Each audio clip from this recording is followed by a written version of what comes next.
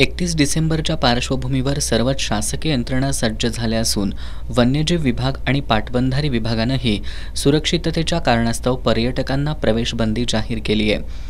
राधानगरी दाजीपूर अभयारण्यातून राधानगरी देवगड महामार्ग असल्यानं 31 डिसेंबर साजरा करण्यासाठी पर्यटक काही प्रमाणात अभयारण्य परिसरात येतात।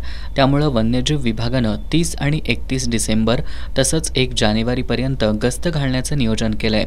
राजापूर गेट, रक्षादेवी, वाकीघोल परिसर, न्यू करंजे आणि अभयारण्यातील जलाशय भागात गस्त घालण्यात येणार आहे। अभयारण्य परिसरात चुली पेटवणं आणि अग्नी लावण्यास पूर्ण मज्जाव करण्यात आलाय।